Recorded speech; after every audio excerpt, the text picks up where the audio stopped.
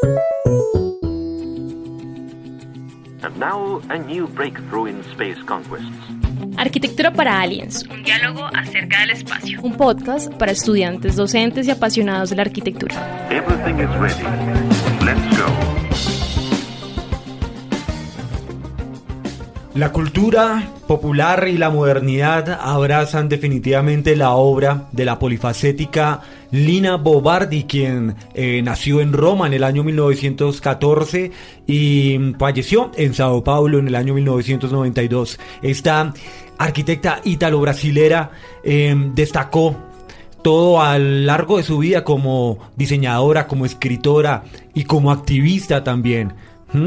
La producción de la arquitecta también bebió pues de una fascinante combinación en la que podemos aproximarnos a través de su obra en España con una de sus proyectos de la Fundación Juan March. ¿Sí? La arquitecta Lina Bo Bardi también fue una de las nominadas para el premio Pritzker de este año. Y bueno, hoy vamos a ver esta gran arquitecta cerrando con una arquitecta mujer fantástica y una obra muy interesante. Hola Alejandra, ¿cómo estás? Muy bien, Eduardo. Aquí a la expectativa de este programa sobre una mujer arquitectónica. Muchas expectativas sobre ya iba a decir mujer arquitectónica. Me adelanté, Ricardo. Qué pena contigo. Copión. Cuña de nuestra sesión como 5, hablando de mujeres arquitectas alrededor del mundo. Y hola Ricardo, ¿qué tal? ¿Cómo estás? Buenas tardes, Eduardo. Hola Aleja, ¿cómo vas? Pues bien, ahí con la señora Lina Bo Bardi. Señora, bueno. Bueno, pues no sabemos. No solo eso lo vamos a ver en el programa de hoy. Vamos a ver. Arquitecta también, pues tuvo mucha incidencia con escenas. O sea, hacía también mucho lo que era escenografías, teatro. Entonces de ahí, por ejemplo, la arquitectura se desdibuja un poco en ese sentido porque hizo pues relativamente muy pocas obras, ¿no? Más que todo se dedicó como a hacer obras de equipamientos urbanos, museos, centros culturales y casas, viviendas unifamiliares. Pues dentro de lo que se puede decir de Lina, podemos también hablar un poco de cómo fue su infancia y pues lo que vivió en Roma y lo que vivió pues con la Segunda Guerra Mundial, ¿no? Que pues ella tuvo que ver como por ejemplo bombardearon su estudio, entonces pues de ahí tuvo como ciertos, y de ahí por ejemplo la consecuencia de la migración a Brasil. A Brasil, perfecto. Toda esta situación que tuvo que vivir la arquitecta Lina Bo Bardi pues se vio pues reflejada en el desarrollo de su obra y pues bueno a lo largo de su vida. Bueno, entrando ya en materia en cuanto a biografía de Lina, ella nace en 1914 y muere en 1992.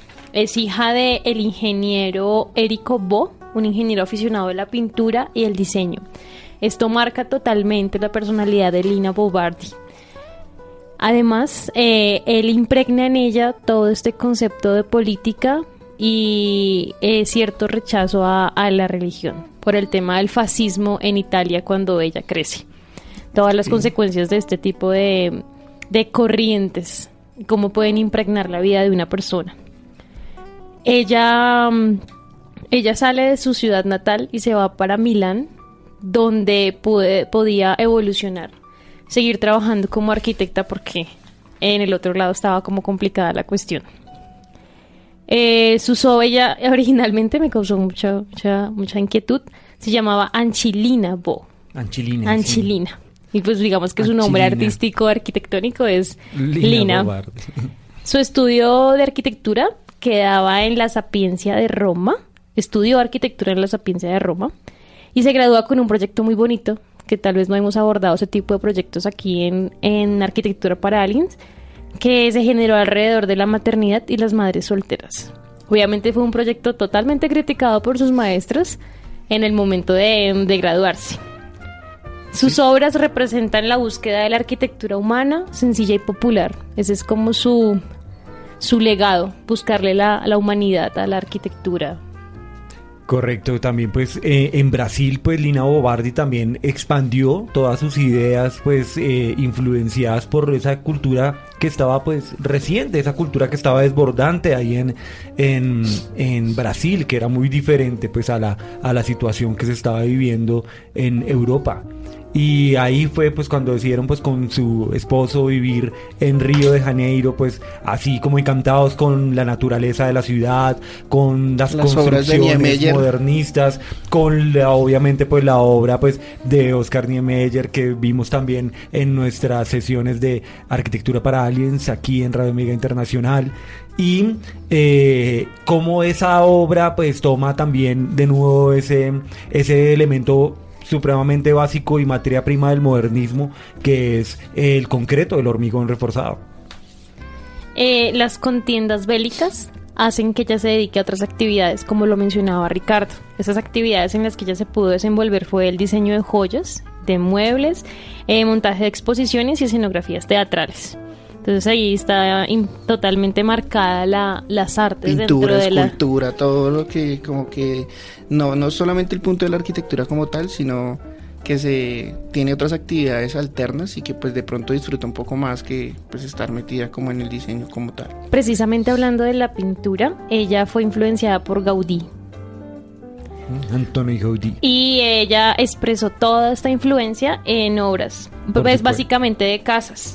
Una de esas obras es la Casa Valeria Cirel y la Iglesia del Espíritu Santo en Uberlandia, la cual fue construida prácticamente por la comunidad, porque ella también tiene un gran impacto en la vivienda social y en involucrar las comunidades en las construcciones.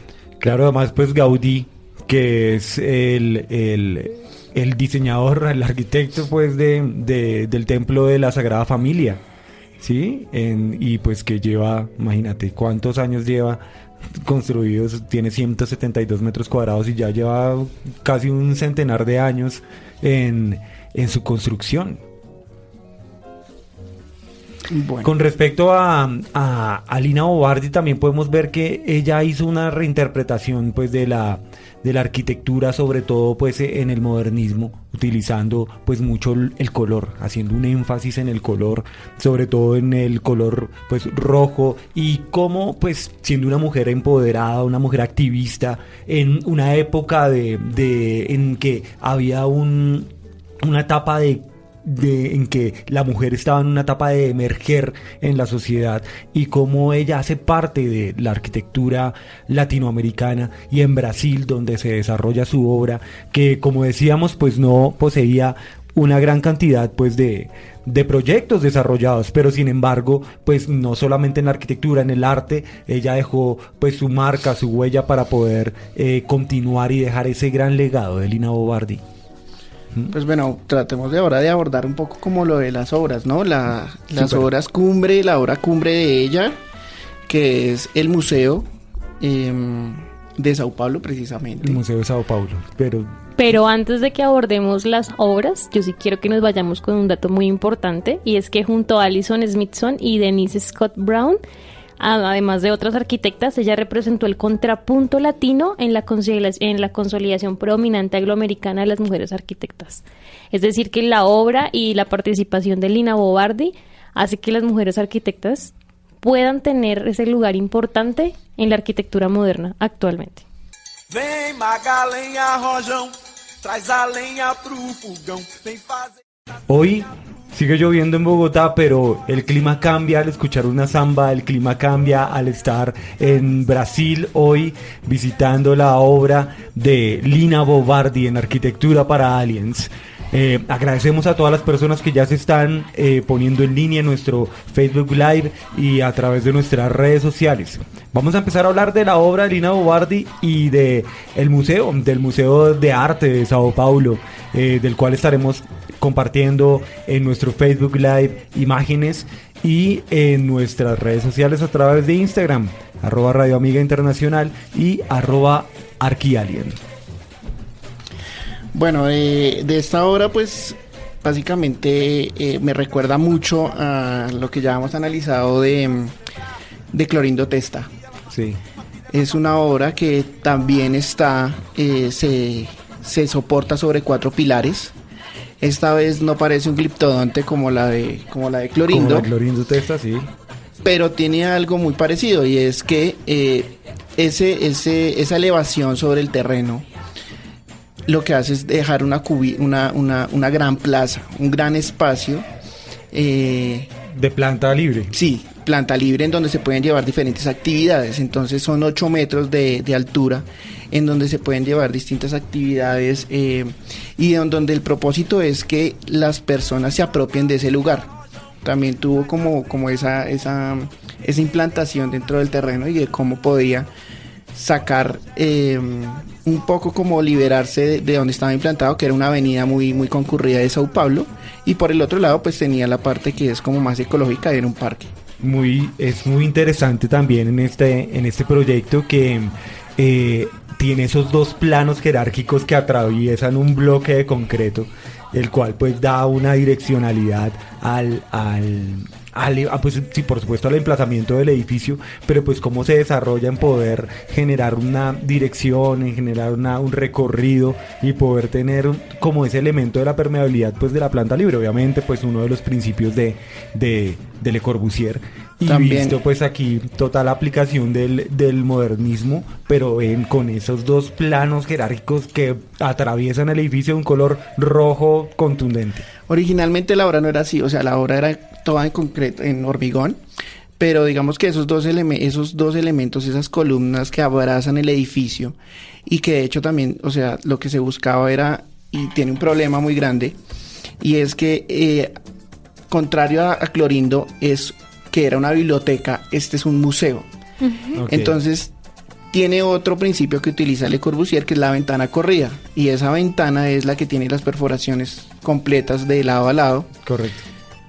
Entonces, ¿cómo expongo yo las obras si es un museo? Claro, por supuesto, además pues porque había un tema con respecto a lo bioclimático, a la ventilación, a cómo, dónde va a poner las obras y la iluminación. O sea, aunque hay iluminación natural, también puede ser contraproducente. Entonces tal vez Lina siempre se cuestionó como esos espacios, que por qué yo no voy a poder abrir un museo hacia las personas que creen una relación interior-exterior, lo que siempre hablamos.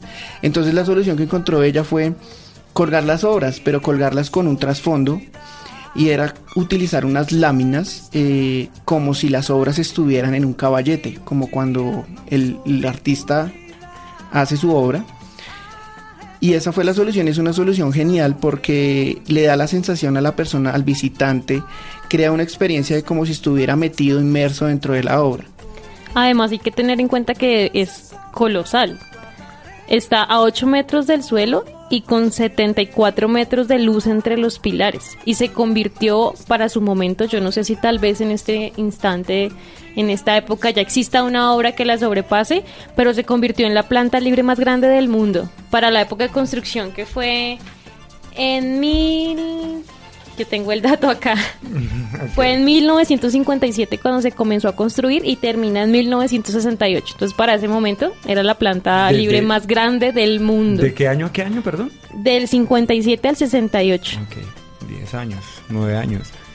Eso es impresionante cómo ese volumen se alza sobre esos 4 pilares que son esos 2 planos que le están atravesando, y se ve muy parecido al gliptodonte. Claro, pues sigue evocando las formas del brutalismo, sigue evocando las formas de el modernismo, pues por supuesto, pero ese tema de poder tener una simpleza de un edificio en cuanto a la formalidad, pues hace que el lenguaje sea tan claro con respecto al modernismo, que es uno de sus cualidades, la claridad en el lenguaje de la arquitectura, ¿sí? Y pues el hormigón reforzado es el que ha dado esa interpretación a ese lenguaje, esa oportunidad. La idea con la que fue fundada, con la que fue creada el edificio también permanece, lo cual es muy importante. Actualmente se llevan a cabo ahí eventos de arte, concursos, conferencias, talleres como de grabado, pintura, diseño industrial. Además fue considerado Patrimonio Histórico Nacional en el 2003. Ya hace parte, ya está, es como si fuera innato de la cultura brasilera, y no se ha perdido la esencia con la que se construyó el edificio, porque yo tiendo a pensar que hay construcciones que con el tiempo ya no, ¿cómo decirlo? Ya no le generan el mismo impacto social a la comunidad. Ya no les interesa participar activamente para lo que fue construido el edificio. Digamos que permanece. De hecho, el día de ayer tenía una conversación con un arquitecto urbanista que se llama Juan Carlos Wilches, al que le enviamos un gran saludo. Hablábamos pues como respecto a los edificios tienden a transformarse en el tiempo para ser apropiados por la comunidad y por qué son emplazados así, realmente cuál es el sentido del edificio. Por supuesto, nosotros podemos ver las fotos del Museo de Arte de Sao Paulo y pues hablar acerca de su formalidad, de su funcionalidad, pero es la relación con el contexto lo que hace que realmente los objetos arquitectónicos cobren sentido con lo que está desarrollándose alrededor. De hecho, los planos están paralelos a un gran parque que hay frente al museo, en su parte pues lateral, en su fachada más larga, que es el Parque de Teniente Siqueira Campos, y está sobre la avenida principal, que es la Avenida Paulista, que es una de las avenidas principales en Sao Paulo, que es de unos como 12 carriles, en donde hay una gran actividad urbana, pero está mitigada por ese gran parque que es un centro de pues como de reunión, un lugar que convoca a toda la comunidad. Entonces pues emplazar ahí el museo hace que tenga ese significado que tú dices, donde las actividades complementarias del edificio que ocurren alrededor son los que hacen que ese objeto arquitectónico, que ese edificio continúe siendo valorado, continúe alimentándose y transformándose en el tiempo. Bueno, de hecho, ya dijimos que lo de la planta libre, que tiene 8 metros de altura, que es gigantesca, monumental, pero luego hace una cosa que lo aterriza a uno, y es la entrada. La entrada parece que es por debajo del edificio, y tiene una dimensión humana, o sea, ya es una dimensión que el espacio de la plaza, de la planta libre, lo prepara a uno para poder llegar a un espacio más íntimo, para llegar a espacios de exposición.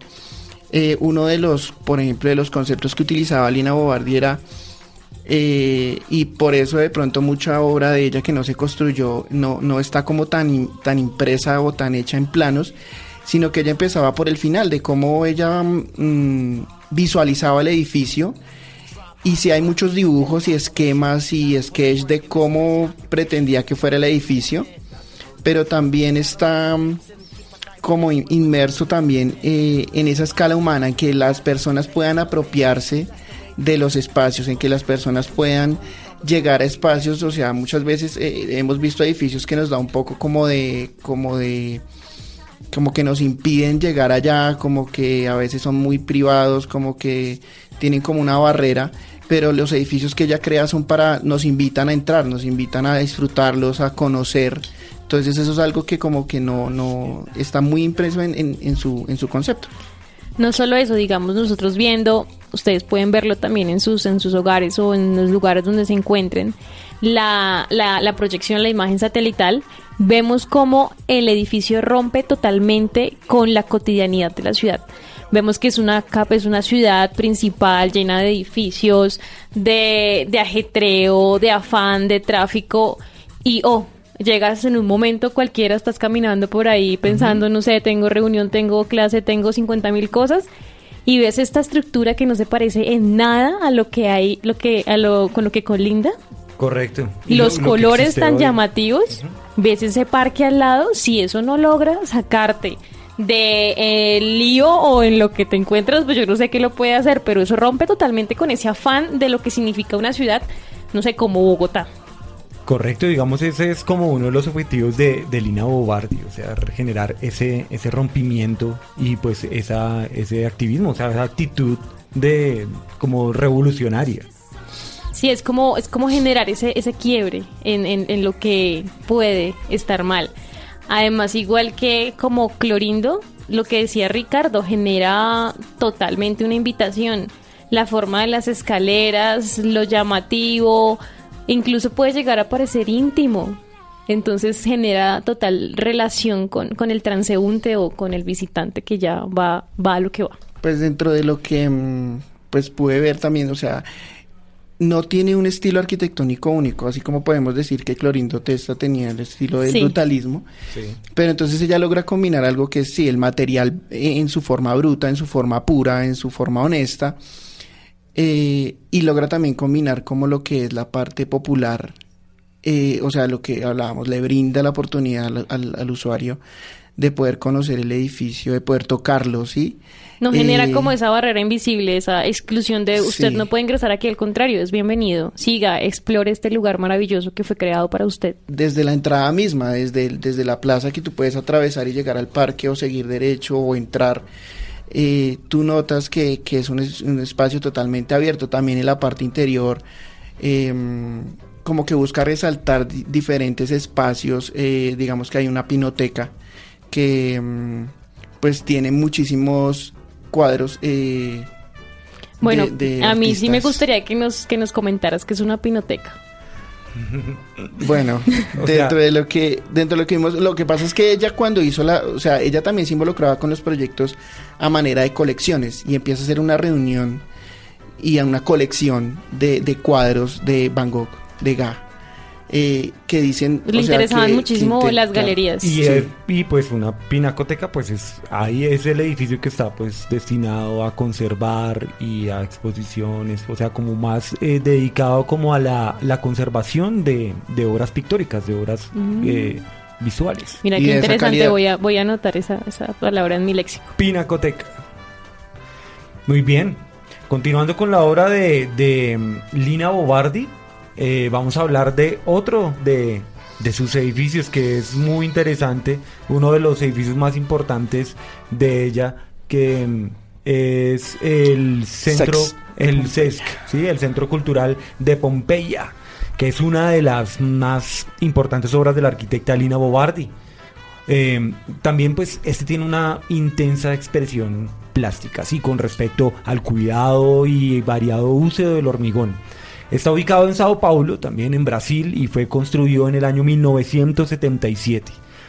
Este proyecto pues está emplazado sobre el terreno de una fábrica vieja de tambores, imagínate, como los tambores que estamos escuchando de fondo hoy, pues con música de Brasil de nuevo. Hay una dicotomía, y es que en realidad la fábrica era de barriles de petróleo. Y se dice, o sea, y hay muchos textos que dicen que era de tambores, y entonces no se sabe si es que los textos están en portugués y la traducción es lo que hace eso. Puede referirse a barriles y realmente, o puede tener una versión más poética. Brasil es un país que fue totalmente invadido y permeado por la esclavitud. Podemos generarlo a partir de los tambores en relación con los tarros de pintura. Se generaba ese reconocimiento africano en los tambores, como para darle una reinterpretación. Bueno, hablando un poquito más del proyecto, Lina Bo Bardi traslada su vivienda, o sea, vive en el proyecto. Lo que se busca hacer es una rehabilitación de un edificio que es una fábrica de esos tambores, y dura 10 años. Se retira poco antes de fallecer porque el proyecto es en el 86, ella fallece en el 92.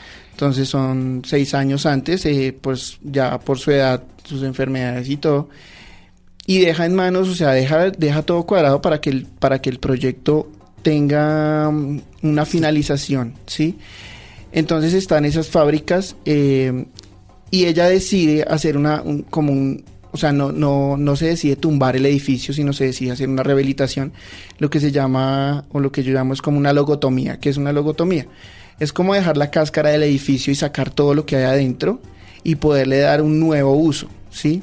Entonces ella en las fábricas vio que ella podía, que ya tenía las plantas libres para poder hacer, es un edificio que se dedica a la actividad cultural, al ocio, al deporte, y entonces las plantas libres ya están hechas con esas fábricas, ¿sí? Entonces esas cerchas, esa fábrica industrializada, esos grandes espacios que ella necesita ya están hechos. Entonces ella lo que decide es rehabilitarlos y darles una nueva función por medio de actividades. Claro, de hecho pues se encarga pues generar ese centro comunitario, pues albergar sí esas actividades del ocio, de la cultura, deporte, y sí, pues decide conservar el edificio de ladrillo que estaba preexistente ahí de la fábrica, pues ya habría sido demolido, pero pues complementándolo con 2 sólidos volúmenes de hormigón a la vista, que son unidos por pasarelas aéreas para sin alterar el uso del suelo, es decir, que poder otra vez implementar ese tipo de conceptos de poder conectar los 2 espacios, de poder dejar el espacio libre, aprovechar que era una gran bodega, una fábrica, un espacio vacío que tiene en gran altura para poder desarrollar todo el espacio ahí, ¿sí? Tal vez lo paradójico de ella es que era anteriormente un espacio para trabajar, ¿no? En donde la fábrica, el obrero, la persona que vaya a trabajar no tiene o sea, es un turno de 8 horas, 10 horas, y ella transgrede esa función que tiene, ¿sí? De fábrica, y la utiliza y la voltea para darle a un edificio una vida de recreación, de ocio, de cultura. Involucrar a la familia, la alegría. Sí, claro. Todo su proyecto está marcado por la alegría. Correcto, y ese es interesante. Estamos compartiendo las imágenes en nuestro Facebook Live y en nuestro Instagram, ver cómo la fábrica pues de Pompeya, de Lina Bo Bardi, pues se ven esos 2 bloques y esos puentes que se conectan entre ellas, o sea, parece que estuvieran como hilándose, como tejidos por esos puentes peatonales para poder comunicar los 2 espacios. Y uno podría imaginarse que al ser un centro cultural es como delicado, pero la estructura sigue siendo rústica, o sea, el hormigón está a la vista. Sí, o sea, ubican elementos culturales y de color y plásticos, pero la estructura sigue siendo agresiva. Sí, es monumental. Ella siempre trabajó con lo monumental, pero también ella trabaja con esos pequeños detalles. Si ustedes en las imágenes se ve que los edificios tienen unas perforaciones. Las perforaciones en un edificio son como irregulares, decía que tenían formas de ameba, ¿sí? Estas perforaciones le recuerdan mucho, y en los textos que ella, de los que se habla del edificio, dice que son como si le recuerdan mucho la guerra, como si fueran perforaciones de balas en el edificio, impactos de bala en el edificio, ¿sí? Entonces ahí también, por ejemplo, hace un gesto de poner ese sentimiento, esa esencia y de lo que los sentimientos que están cargados y que la acompañan a ella. De esa memoria. Y claro, y por otro lado está el otro edificio, que los 2 edificios tienen actividades complementarias. Entonces hay uno que, por ejemplo, tiene los vestidores del otro, ¿sí? Entonces tú obligatoriamente tienes que para disfrutar de la actividad tienes que pasar por los 2 edificios y utilizar las pasarelas. Entonces en ese momento cuando hay una interacción constante con el espacio. Entonces ahí es como está pensado el edificio y tú tienes que pasar por ahí obligatoriamente y pues darte cuenta de la visual, de la vista, de el edificio, de cómo está construido, de la delicadeza con la que se hicieron las pasarelas y cómo, por ejemplo, se puede utilizar también las perforaciones para poder, por ejemplo, las perforaciones que yo digo están en las canchas de fútbol. Entonces, por ejemplo, tú las puedes abrir y ver hacia el exterior, o también se pueden cerrar para poder realizar la actividad. Entonces son como distintos guiños y como detalles que hacen que el edificio sea muy exquisito a nivel arquitectónico y de experiencia. Es muy chévere porque en la página, la super página de arquitectura Arch Daily, hay un video interactivo, un video 360 en YouTube. Vamos a compartir ese video para que lo puedan ver, para que lo puedan hacer ese recorrido virtual en la obra y darse cuenta de que esas pasarelas que tiene conectando los 2 volúmenes y las actividades se vuelven como una pausa para contemplar Sao Paulo, para poder contemplar la ciudad. Además es que la arquitectura para Lina no era algo aislado del hombre, debía ser accesible a todo el mundo y debía estar conectada con la humanidad. Nada que hubiera diseñado Lina era solamente un espacio. Estaba totalmente involucrado con lo que significa ser un ser humano dentro de un contexto social. Correcto. Y así, con esta arquitecta brasilera, nos vamos con una de las grandes canciones de uno de los artistas del Brasil, Seu Jorge, que conocimos de hecho a través del programa de Oscar Niemeyer anterior, con su canción Samba Rock, de su álbum América Brasil, el disco del año 2007. Este grandioso artista, una combinación de de samba, de pop, de rock and roll, de funk. Hoy, en Arquitectura para Aliens, un diálogo acerca del espacio.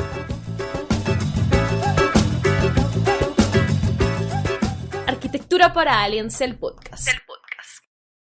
Hoy con música del Brasil y hablando de la arquitecta Lina Bo Bardi en nuestro cierre de esta primera temporada, nuestro capítulo número 8 de nuestras sesiones de Arquitectura para Aliens en Radio Amiga Internacional. Bueno, del Sexte Pompeya, pues digamos que la conclusión es que lo que intentó hacer Lina y lo que hizo fue un microurbanismo. Una pequeña como urbe en donde se podían llevar a cabo diferentes actividades. Entonces dentro de esas actividades estaban había una piscina, talleres, una biblioteca, canchas de fútbol, salas de estar, de exposición, un auditorio, que el auditorio tiene una cosa muy muy importante, y es que es un auditorio que no, o sea, el punto central del auditorio tiene dos caras. Entonces es auditorio por ambos lados. Entonces lo que va a pasar es que los que se presentan ahí, las personas que tienen la presentación, tienen que hacer un teatro de 360 grados, porque el auditorio es totalmente, o sea, tú puedes ver al lado y lado, o sea, ahí sí, y entonces ella trata central, como... Sí, entonces digamos que ahí es el paradigma, rompe un poco lo que es el auditorio, queda un poco como la espalda y como la presentación. Entonces pues es un detalle muy muy hermoso que tiene el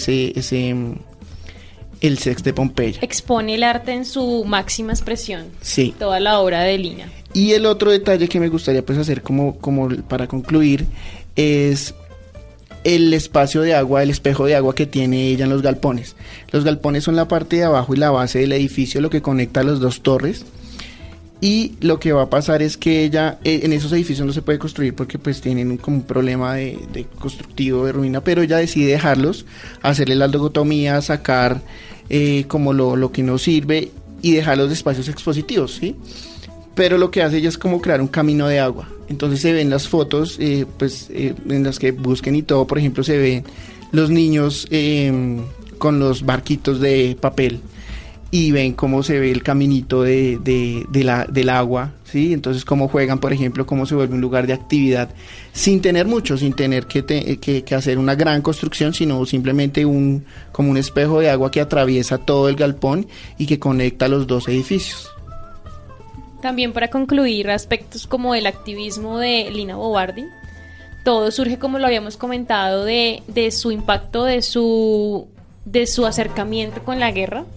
Entonces ella genera el concepto de que todas las casas caen, como su estudio fue impactado por una bomba. Entonces ella venía ya marcada por las tendencias de su padre en cuanto a política y la idea de las clases sociales. Entonces, en palabras de Lina, dice, donde ironiza con el hecho de que en la guerra, tras las bombas, todas las casas caen sin importar su clase social. Entonces es como la arquitectura puede impactar directamente y tomar hechos de lo social y de lo político para generarse, para transformarse, para generar una crítica y para ayudar y aportar a la sociedad. De hecho, yo no sé si por eso es que ella utiliza el rojo. ¿Puede ser? Sé. Pues... No, en ningún lado dice por qué utiliza ese color. Pues no sé si de pronto cuando hace esas perforaciones en esos edificios, cuando trata de como acentuar esos puntos focales del edificio en rojo, sea porque es eso, como la guerra, como la alusión a la sangre, como la alusión a mostrar la entraña del edificio, ¿no? Podría generarse un estudio, puede ser una teoría explorable. Eso fue como la sensación que me dio a mí, ¿no? Muy bien, entonces pues invitamos a Ricardo Bouque a que desarrolle su teoría sobre el uso del color rojo de Lina Bo Bardi. Pues eso es... Con respecto a Lina Bo Bardi, hoy podemos concluir apoyándonos también en todo lo que hemos visto a través de estas 8 sesiones, de poder entender la arquitectura latinoamericana, entender que tenemos una gran influencia de Europa, entender que también pues fue lo que es Ito hoy, ha sido establecido bajo los principios del modernismo, de la nueva arquitectura, de los 5 principios de Le Corbusier que hemos visto a través de todas estas sesiones, y Gracias por dejarnos vibrar en sus tímpanos. Les deseamos una muy feliz tarde. Muchas gracias por estar en contacto con nosotros. Nos vemos en el próximo capítulo. Escucha o descarga los capítulos de este podcast a través de las plataformas para Android o iOS. Encuéntranos como Arquitectura para Aliens. Arquitectura para Aliens.